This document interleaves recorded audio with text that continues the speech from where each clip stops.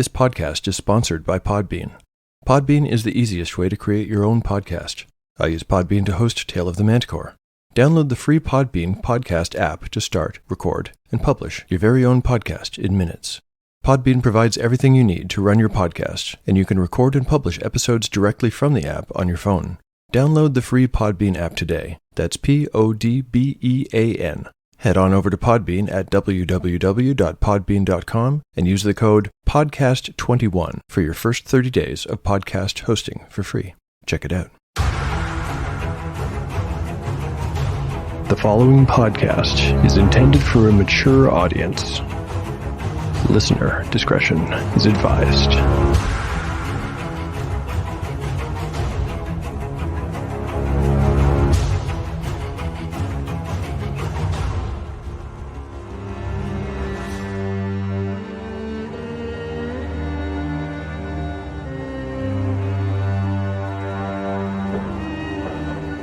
Welcome back to Tale of the Manticore. Like the creature from which it takes its name, Tale of the Manticore is a mashup, a crossbreeding between two different species of storytelling. Here you will find the unpredictability of old-school paper and dice games, with the storycraft of a dark fantasy novel. No character is sacred, and no character will be spared if the dice decide their fate is at hand. The dice determine all. According to lore, the tale of a manticore is barbed with cruel iron spikes. There will be much pain in the days ahead.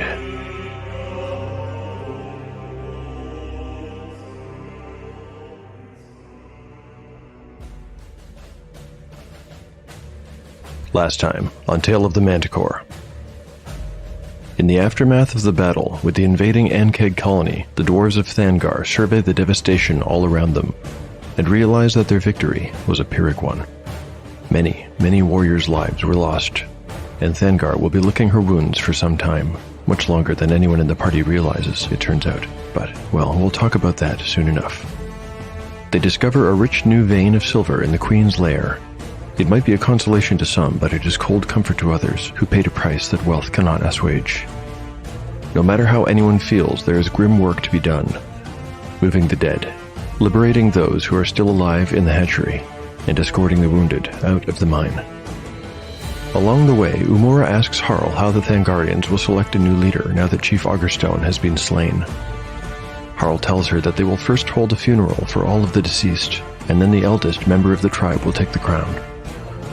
They have only just departed the mines and left its terrible memories behind when the group encounters a throng of dwarves, refugees from the surface. They quickly learn of the dragon's attack and the extent of the destruction wrought upon the citadel above them.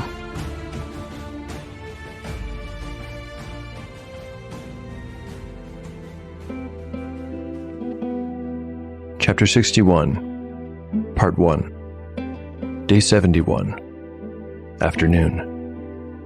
Party status: Harl, 21 of 34 hit points. Gyrios, 22 of 33. Eridine, 7 of 18. Umura, 23 of 23. Spells available. Gyrios has prayed for Old Person. You and your friends have Thangar's thanks. If there's anything you would have, you only need ask and it is yours. Harl twitched his mouth into the briefest of smiles, then looked at his feet. He knew there would be very little left to give. That's very generous of you, lady. Considering. Anyway, there's nothing we need especially. Well, I mean it sincerely. Take whatever you need. It is the least we can offer. Although perhaps you've considered my proposal. I have discussed it at length with my companions, but to be honest, we are not entirely certain what we will do. We need a little more time to think on it, if it pleases you. What she had offered was a permanent home in Thangar. Not just to him, but to all of them. Even with a dragon to consider, it was a tempting offer. In many ways, each of them was without a place they could really call home. They had discussed it at length, and every one of them still considered it privately, but they had not reached any decisions. Harl bowed at the waist. He was speaking with Lorwayne Smail, erstwhile Master Artificer and soon-to-be Chiefess of Thangar. He knew a little about her from what Grumblebelly had told him, as she was his master. She was a dwarf of advanced years who wore a beautiful chain of gold that ended in a diamond cluster pendant. It almost touched the ground when she bowed back. Thick-armed and stout for her age, she still cut a fairly imposing figure. Her eyes were stern, her voice clipped, and her hair was shiny and white, the color of cracked quartz. Lorwayne held herself with poise and dignity, but without affectation. Her hands, Harl noticed, were calloused, and her skin was nicked and scarred.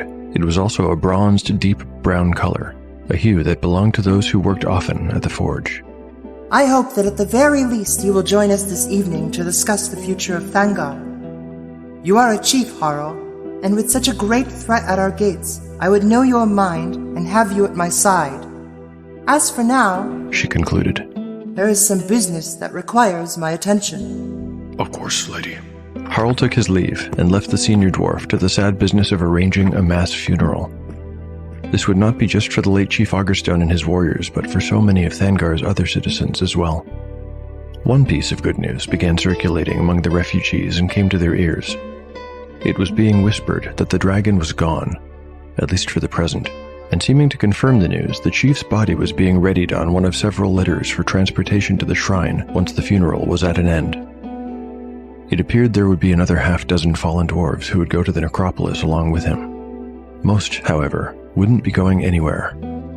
Another difficult conversation the companions shared began with an awkward yet true observation from Eridine. The bodies that came from the Ankeg's food room, like Chief Baynor's, seemed not to have decomposed much, despite having been lifeless for over 2 weeks. On the other hand, the body parts removed from the battle room had turned the color of dark clay. The skin seemed pulled tight, and a sour smell clung to them. Harl guessed that the shrieker mushrooms formed a kind of bond with the corpses they fed upon that dramatically delayed the decomposition process. It was easy to see how the symbiotic relationship between Shrieker and Ankeg had evolved. The mushrooms fed on the meat procured by the giant insects, and, in return, kept it fresh longer, in addition to serving as an alarm system. That wasn't the difficult part of the conversation, however. What was hard to digest, if you will forgive the pun, was the fact that dwarven societies buried their dead on the edges of their mushroom farms. They feed the fields and help to grow more mushrooms, Harl told them, looking discombobulated. But the mushrooms that we have eaten so far, the mushrooms we ate back in Dwervar, for example, or the ones we ate with the Heflin bards. Gyrios did not finish his question. Yes, but Gyrios, this is central to dwarven culture. It's not like we saw back in the convent. After the soul leaves the body, a human couldn't possibly understand. Harl had stalked off, frustrated by his inability to communicate the delicate matter. As for Gyrios, he stared into the space Harl had occupied, looking a little green, but saying nothing.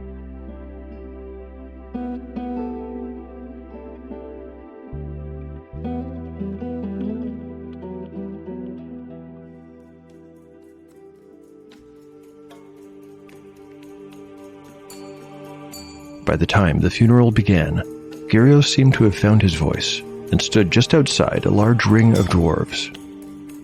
The Thangarians surrounded their dead, who were laid atop flaky, gray, and flat-topped fungi in as dignified a way as possible, given that many of them were in pieces. The number to bury did not match the number that had died. Not even close.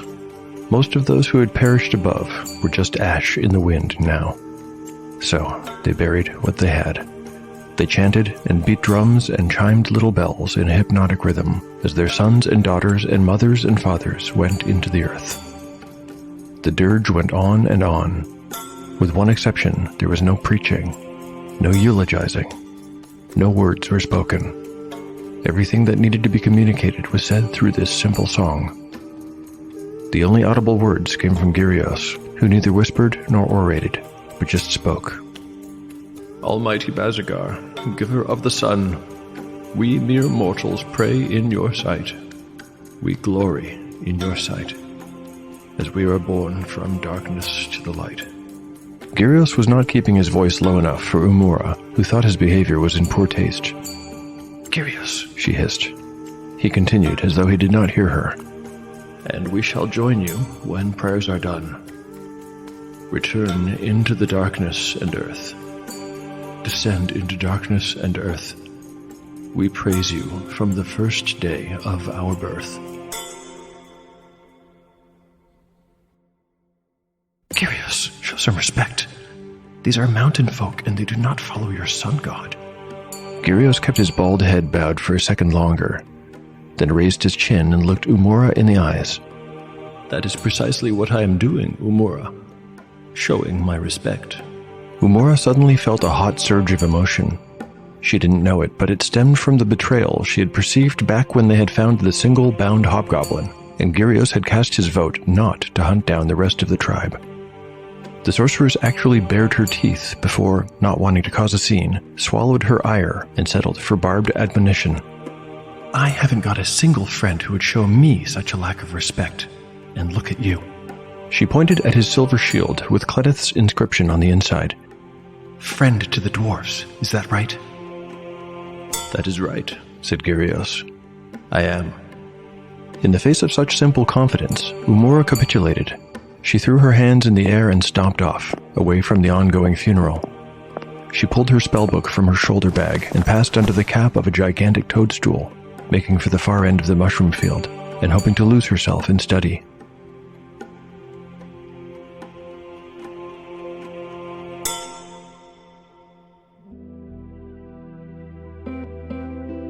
Much later on, after Chief Boehner's body had been carried away, and the crowd had dispersed to spend the evening huddled in small groups under various mushrooms, Gyrios noticed the dwarf Harl had been speaking to earlier.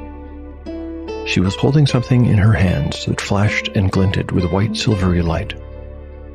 She was looking at it with an expression of profound sadness. It was a crown.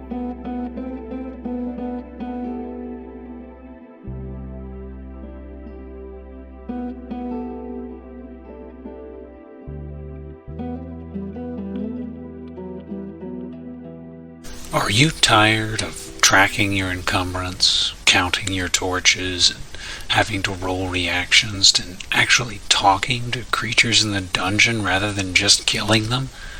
Me neither. Come on over to Cleric's Wear Ringmail. Blog side, you'll find maps and adventures free to download for your OSR game. Reviews of actual play podcasts, channels, and streams to help expand your gaming horizons, and occasional rants, raves, and rules to help explain and expand your D&D experience. Over on the podcast, simulcast on YouTube with the occasional actual play of my own, you'll find interactive debate about OSR and RPG topics, unboxing reviews of gaming products, and the occasional interjection of a pair of toddlers. I'm Cleric's Wear Ringmail, and I endorse this message. Delve on, listeners. Delve on.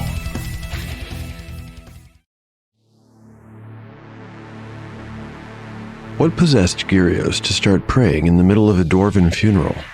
Was it cultural insensitivity? Ignorance? Or even rudeness? No, it was none of these things. Gyrios has experienced a surge of religious conviction unlike anything he has felt before, and he knows, without a doubt, that his actions are righteous. This was a big moment for Gyrios. Somehow, witnessing this show of love, sadness, and devotion among the dwarves changed him. And now, Gyrios has achieved level 6. Let's get some dice and start making rolls. So far, Gyrios has been unbelievably fortunate with hit point rolls. Actually, all my PCs have, but Gyrios especially. It's clear that he's favored by Mazagar, but will the deity continue his generosity? Rolling a 1d6 plus 1 for new HP. I have a 2 on the die. That's 3 new hit points, bringing the cleric's total up to 36. Well, the kind of good luck he's had just couldn't last forever, so I'm neither surprised nor am I disappointed. Let's continue with ability score bonuses. Going down the line, beginning with Strength, a 3. Intelligence, a 4. Wisdom.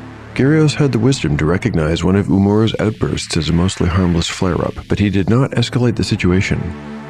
Will his stat increase? Now I've got a 3. Dexterity. A 4. Constitution. Oh, a 6. That's not what I expected. Now, hang on. His score goes from a 15 to a 16. Does that increase his bonus? I'll check the book. Yes, it does. He goes to a +2. So now I need to make a ruling. I'm going to apply the bonus to this level's new hit points and any he earns going forward, but I won't make retroactive changes. His new hit point total, then, is 37. One more roll for charisma. I've got a 5. We aren't done yet, because Gyrios also gets access to new spells, and the jump in power at level 6 is enormous. He'll be able to pray for the following: 2 spells of each 1st and 2nd level, and also 1 of 3rd and 1 of 4th. That's right, according to the BX rules at level 6, clerics gain access to both 3rd and 4th level spells at the same time. Gyrios will be able to pray for these new spells at the next sunrise. We still aren't done with the cleric, though. You might remember that his mace has a special hidden power that was to unlock when Gyrios got the ability to cast 3rd level spells. I haven't really thought about what this power might be too much, but I did have one idea, and I think I'll go with that. The weapon remembers some of the smiting spell that the anti-paladin cast, but it won't retain the spell effect exactly. I'm going to give this mace an exploding damage die. That means if Gyrios rolls a 6 on the die when rolling damage, he can keep rolling and add those numbers together until he stops rolling 6s. Will we ever see Mazagar's version of smiting in play? Who knows, but it's definitely more interesting than just boosting the mace up to a +2 or giving it a spell effect. Okay, I think we're done with Gyrios' level up. Let's move on to Umura. She has fled to some dark corner of the mushroom field to be alone with her thoughts. She meditates, levitates, finds her calm, and opens her mind to the world of the arcane. When she's finished, she's full of shame and self-reproach. She knows that she has a temper problem and that she tends to lash out.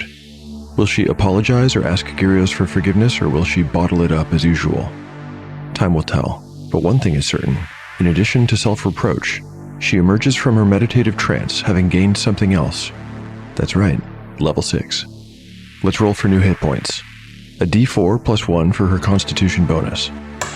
I've got a 1, so that's just 2 hit points, bringing her to a still very impressive total of 25. On to ability score bonuses. Strength. A 6. Oh, okay. Hey, she finally sheds her attack penalty. Her 8 goes to a 9. Intelligence. This score is maxed out and we will not roll to increase it. Wisdom. A 4. Dexterity. A 3. Constitution. Another 3. Charisma. I've got a 1. Well, that's okay, because if you're like me, the real excitement in a wizard's level up comes with the roll for new spells. Let me quickly check her memorizing capacity. At level 6, it's 2 of each spell level 1, 2, and 3. So the only question is, which new spell does she get? There are 12 possibilities. Rolling a d12. I've got a 12. That's water breathing. Maybe her conversations with Grumblebelly included discussions about the false atmosphere in Blacknail's vault. Maybe she picked up something in those talks that, when added to other areas of arcane knowledge, produced this result. Regardless, this is what she gets. A quick read of the spell description says it can be cast on others, and that it lasts a whole day. That's one to think over. But not right now. Let's get back to the story and see what happens once the funeral has come to an end.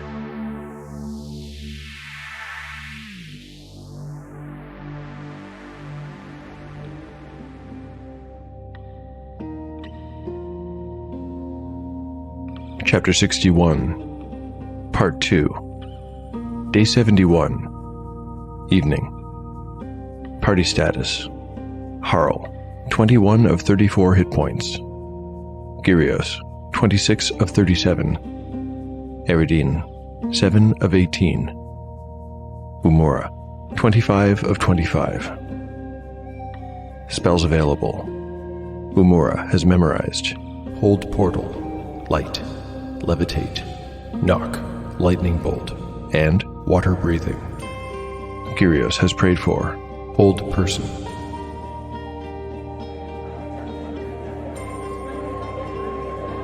Once the crown had been placed onto her brow and she had accepted the silver ring of office, the ceremony came to an end. All of what remained of Thangar were assembled here, some 700 dwarves of every age, occupation, and walk of life, crowded among the mushrooms. With her coronation complete, Lorraine Smale, now Chieftess Smale, stood and addressed her people with some final words. Yesterday, you were my friends, and I was Thangar's builder. Today, you are my subjects, and I am Thangar's chief. Here is the oath I take right now. For my friends, I will build a new Thangar, and each of you will lend your help, as much as you are able. Tomorrow's Thangar will be stronger, prouder, and richer than ever before. A cheer went up from the assembled dwarves. When it subsided, Chief Smale continued. We have endured blows, my friends. We have been hit from below and from above, but we shall be like the heated iron ore. My friends, what happens when iron is beaten upon the anvil by the hammer? Dwarves were murmuring their support, agreement and understanding, nodding to each other and gesticulating. Some of them were even smiling. What happens to that iron? She asked again into the crowd, louder and more forcefully this time. She nodded to the whole crowd as though it had replied to her question as a single entity. That is right! The iron grows stronger! Now the crowd was on its feet, cheering and hopping up and down. Watching from outside the circle, Gyrios saw and understood that the dwarves of Thangar needed this speech.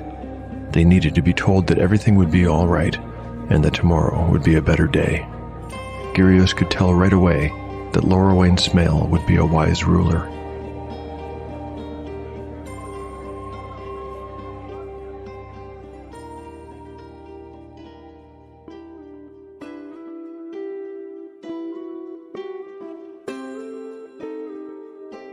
Above the mushroom farm's cavernous ceiling, outside, evening was darkening the summer sky and turning into night. Lorraine had chosen this spot for the council for its ring of fat toadstools. The rubbery and chocolate-colored fungi with fuzzy cream-colored undercaps were just large enough to make for perfect actual stools, if you were dwarf-sized. Counting the chieftess, they numbered 14. As at the coronation, the attendees were arranged in a circle, but this time it was a small, intimate circle with no crowd of onlookers, no hum of conversation or cry of infants. The chieftess showed a little tiredness around the eyes, but her voice betrayed no lack of energy. I have asked each of you to join me tonight, because I have faith in the strength of your hearts and of your arm. I bid you to speak your mind freely, knowing that I will consider every word carefully and with gratitude. The group consisted of the following humans and dwarves. Clockwise, around the circle, sitting to Chieftess Smale's left, was the familiar face of Grumblebelly. He's lucky to have survived, Gyrios thought. It was good to see him again. To Grumblebelly's left was Roland Daz Augerstone. He was wearing silver-chased plate mail armor, and his father's two-headed battle axe rested business end down on the floor, with the handle sticking up between the dwarf's knees. His face had a sanguine complexion, framed by a fall of dark curls. He seemed fully recovered from his ordeal in the hatchery. Conversely, Captain Slinghitch was a shadow of his former self. His spine was shaped like a comma. His skin was pitted and mottled where the acid had struck it, and with every breath, he wheezed horribly. Garrett Magger was better off, but arguably not by much. His left hand had been severed, 3 inches above the wrist. The wound had recently been cauterized, and it was tightly wrapped in fresh bandages, but judging by the ever-present drops of perspiration on the old dwarf's brow, even here where it was quite cool, he was still in considerable pain. Harl came next, wearing an expression that seemed out of place on the dwarf. He seemed somehow resolved, settled. Gyrios realized the only face he had seen on Harl for weeks had been one of frustration. Eridine sat on a giant toadstool beside Harl, with her knees pulled up to her chest. She looked weak and pale, but Gyrios had bestowed the healing miracle upon her, and he knew that Mazagar had pulled her safely from the brink. She would heal, given time and further care. Next was Umura. She was completely healthy, but looked miserable. The sorceress refused to make eye contact with Gyrios, who sat beside her and had tried and failed to reconcile after their recent disagreement. Almost completing the circle came the guildmasters, the Dumanon, as they were called in Dwarvish. Mohag, Dumanon of the Mines, was first. He was small, even for a dwarf, with flint-sharp features and wiry black hair streaked with gray. Mohag's hard expression seemed carved in stone. Kamio, Dumanon of the Mushroom Fields, was a round-shouldered dwarf who seemed young for a position of such stature. Her hair was corn-silk yellow. It was tied back in a no-nonsense ponytail. She wore pants and a simple shirt, both made of brown homespun fabric. The odor of the mushroom fields, which Eridine disliked, clung to her strongly. Yoli, Dumanon of Metalworks, wore a beautiful shirt of dark chain mail. He kept his warhammer at his side, with the head on the cavern floor and the handle leaning on his hip. Woded, Dumanon of Beasts, was next. A splay-featured dwarf with a warm smile and bright blue eyes. He was the only master that might have been described as jovial. Given the seriousness of their meeting, the others might have been forgiven. Woded smiled pleasantly and looked like he was about to say something when Yoli leapt to his feet and put his back to the Dumanon of Beasts. We need to make a stand right here. Mark my words. That fire lizard will be back to finish the job. We can decide here and now to be ready when that happens. What exactly do you propose we do? Asked the stony-faced Mohag. Yoli mumbled something about laying a trap with siege weapons, bolt throwers, chain netting, and explosive runes. The idea came across as convoluted, and nobody looked especially convinced. Mohag shook his head. Most of our war machines have been destroyed. Regardless, even a dozen bolt throwers would be no match for that creature. You didn't see it, so you don't know what you're talking about. I was there. Chieftess Smell made a small motion with her hand. What do you think we should do, Mohag? Well, honestly, I'm not certain, but I know what we should not do. To fight the dragon here on the surface is folly. We cannot hope to defeat a creature that can take to the air at a whim and attack from any which angle. And before someone suggests it, the mines are not an option as a place to stay. He hooked a thumb over his shoulder in the direction of the mine's entrance. The mine is big, but it's mostly just tunnels inside. It would not make a fit home. You don't want to see another tumult Varusa, is that it? It was Yoli speaking. He had taken his seat and was impatiently drumming his fingers along the handle of his warhammer. Meet death head on, brother, came the reply. Well said, Mohag. I'm with you. What other options are available to us? Asked the chieftess. Kamio now stood and tightened her ponytail. Options are few. The mushroom fields likewise will not make a good home. If we stay here, the crops will weaken and die. The fungi need the dark and the quiet to reproduce and thrive. Staying here for a few nights is one thing, but we can't remain here much longer than that. Woded had been patiently waiting for his turn. He took it now. We need to leave Thangar until this menace leaves or is driven off.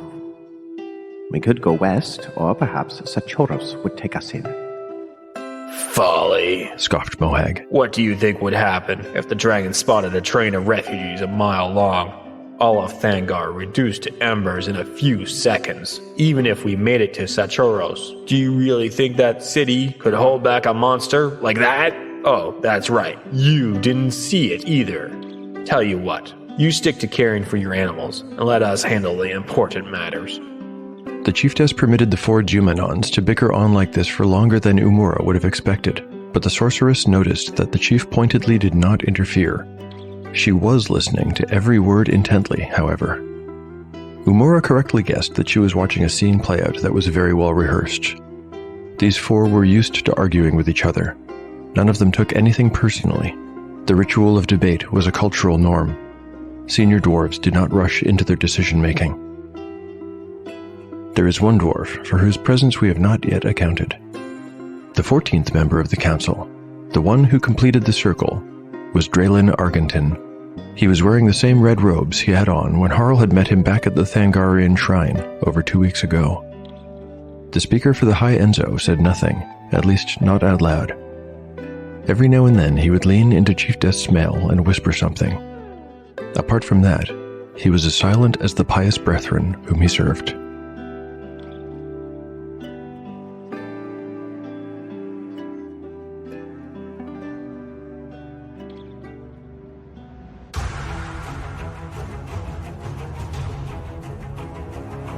Thanks for listening to Tale of the Manticore. If you like what you've heard and want to support the show, there are now several ways to do so. You can recommend the show online or to friends. You can like and retweet episode announcements on Twitter. I have a rules ultralight RPG called One Shot in the Dark, available for the price of a cup of coffee on DriveThruRPG. And finally, you can rate or review the show on your podcatcher of choice. Thanks to everyone who has done any of the above. I'd like to read a review from iTunes today. This one was posted by SRMIV. SRMIV writes, "The first few episodes are a little slow, but do a good job of walking the listener through the mechanics used in later episodes.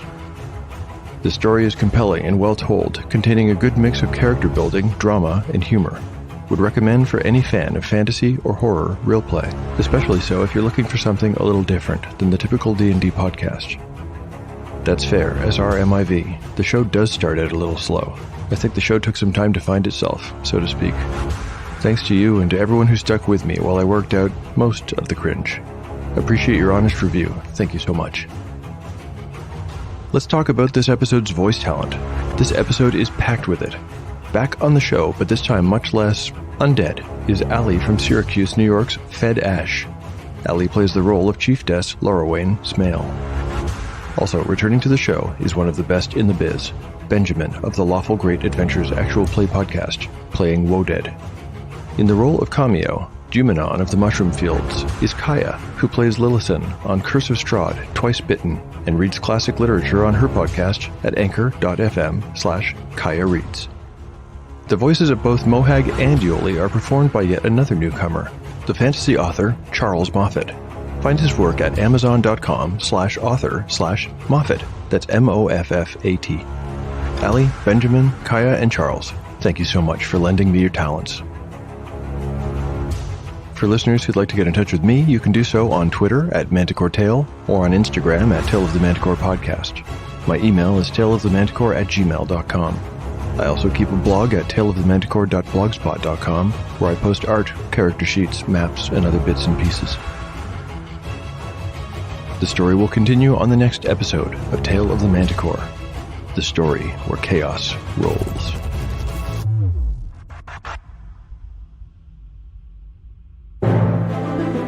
Have you ever dreamt of being a superhero? Legends of Superhero Story is a new actual play podcast using the Legends Superhero role-playing game system, available on all podcast platforms. This exciting new superhero tabletop RPG follows our Game Master Jack and our fledgling heroes played by Chad, Emily, Amanda, and Daniel as they work their way through their origin story and beyond. Listen in as they discover their powers and abilities. Let's hope they learn to work together as a team in time to save the world and truly become legends. Legends of Superhero Story is available on all podcast platforms. For more information, follow us on social media at The Legends Cast or visit our website, www.matchplaygames.ca/The Legends Cast.